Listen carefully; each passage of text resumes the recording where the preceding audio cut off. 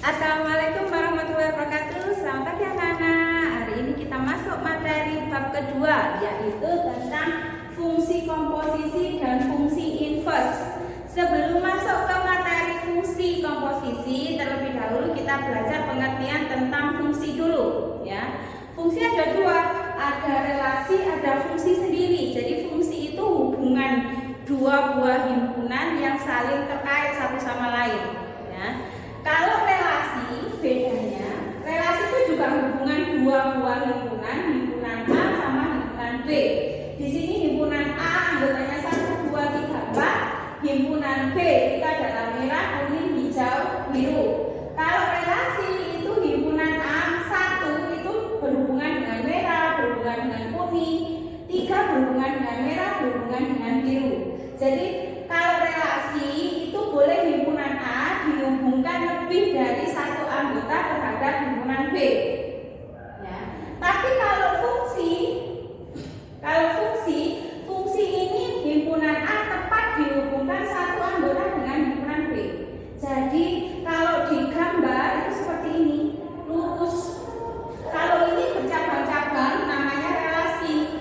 Jadi satu ini ada dua, juga ini ada dua, 3 boleh nantinya.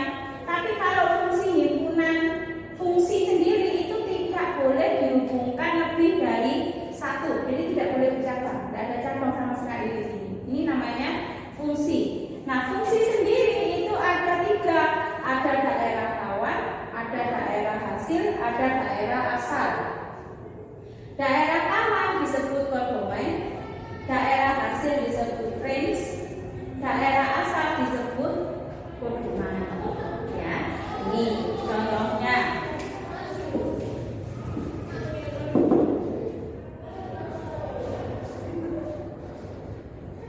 Anak kelas 11 MM, ya. Makanan kesukaan. Nah, saya punya dua himpunan.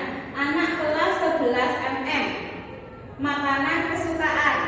Nah, di sini anggotanya yaitu nama-nama kalian.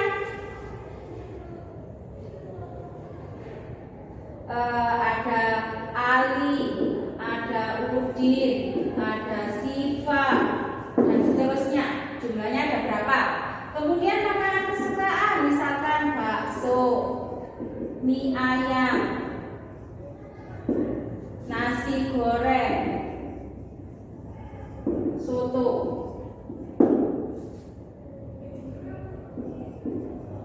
Saya sebutkan 4 ini. Nah, sekarang manakah yang disebut dengan domain? Yang disebut dengan domain itu ini. Ini namanya domain. Daerah asal. Ini disebut dengan kodomain. Nah, disebut dengan kodomain. Kalau kita bikin grafiknya, Ali, Udin, Siva, Dewi, ini ada bakso, mie ayam, nasi goreng, ada soto, ya. Kalau ini sukanya bakso, kalau Udin sukanya soto, kalau Siva sukanya bakso, ya. Kalau Dewi sukanya mie ayam. Hubungannya ini relasi atau fungsi? Oke, kita lihat. Ali ini hanya suka bakso, tidak suka yang lain. Udin tidak suka yang lain, sukanya soto aja. Siva hanya suka bakso.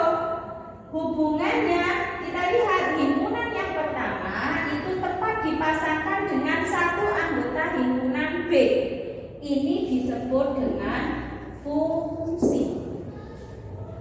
Sudah paham? Jadi ini domain, ini kodomain. Daerah asalnya mana? Daerah hasil. Oke, daerah hasilnya mana? Kita lihat. Daerah hasilnya itu adalah bakso, mie ayam sama soto. Kenapa nasi goreng tidak? Karena nasi goreng nggak punya pasangan, nggak ada yang suka nasi goreng. Maka nasi goreng itu termasuk dalam kodomai, tapi tidak masuk dalam range, tidak masuk dalam daerah hasil. Daerah hasilnya adalah bakso, mie ayam, sama soto. Ini adalah daerah hasilnya, ya. Kemudian,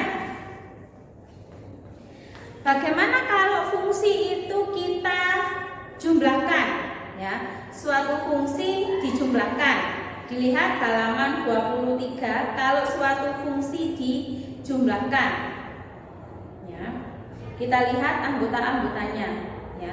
Kalau dijumlahkan itu sama dengan waktu kita di SMP, yaitu dua fungsi, dua himpunan digabung jadi satu, ya. Kalau dikurangi juga sama, ya, itu gabungan. Contohnya, kalau materi ini sudah, ini penjelasan tentang fungsi, saya lanjutkan dengan operasi fungsi komposisi.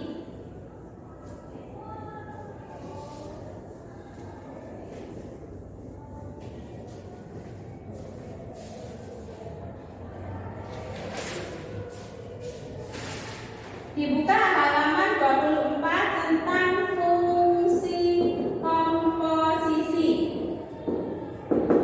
Apakah fungsi komposisi itu? Yaitu fungsi yang digabungkan. Jadi ada dua fungsi yang digabungkan. Biasanya fungsi itu ditulis dengan fx, ya. Boleh juga dengan fy, boleh juga dengan fh. Dilihat variabelnya, ya. Jadi kalau variabelnya x ya fungsinya fe, kalau variabelnya y ya fungsinya fy, kalau fungsinya h ya ditulis dalam h. Atau bisa dengan gx, gy, gh. Jadi fungsi itu tulisannya seperti ini. Ini namanya fungsi. Nah, fungsi komposisi, saya misalkan contoh. Fungsi komposisi disimbolkan fx bundaran, ini bundaran gx, seperti ini, ya. Tulisnya ini simbolnya fungsi komposisi. Jadi kalau di bukumu, di LKS-mu boleh ditulisnya fx bundaran g, boleh, ya. Atau G bundaran F X, seperti ini, monggo. Jadi yang kita pakai yang ini, ya, bundaran, ya. Oke, contohnya saya punya fungsi fx yaitu 3x plus 5. Saya punya fungsi gx, ya. Fungsi gx-nya adalah 2x. Sekarang tentukan f bundaran g fungsi x dan g bundaran f fungsi x. Nih, ini contohnya, ya, f bundaran g. Kalau kita baca f komposisi g terlalu lama, kita pakai f bundaran g, bukan f not g, f bundaran g, ya, anak. F bundaran G. Langkah pertamanya, karena yang di depan itu F, maka F itu kita tulis dulu 3x plus 5. Nah, di sini G itu di belakangnya F, maka G itu masukkan. G-nya kan 2x, maka X yang ini kita ganti GX. X-nya kita ganti GX.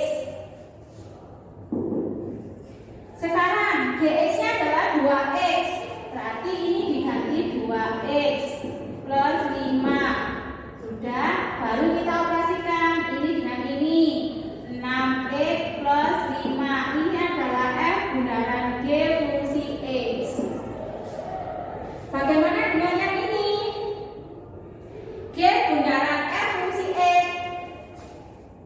G bundaran F fungsi E. Yang depan adalah G. Berarti G-nya ditulis dulu 2X. Ya. X-nya ini adalah F. Berarti 2 diganti FE. F-nya berapa? F-nya adalah 3X plus 5. Berarti 2 dikurungi, ini dimasukkan, F-nya diganti 3X plus 5. Baru dioperasikan 6X plus 10. Ini adalah G bundaran M. Nah, ini adalah kita belajar tentang pengertian dari fungsi, pengertian dari fungsi komposisi. Untuk fungsi inverse kita lanjutkan kalau kalian sudah paham betul tentang fungsi komposisi. Jika ada pertanyaan kalian tanyakan ya. Saya akhiri. Assalamualaikum.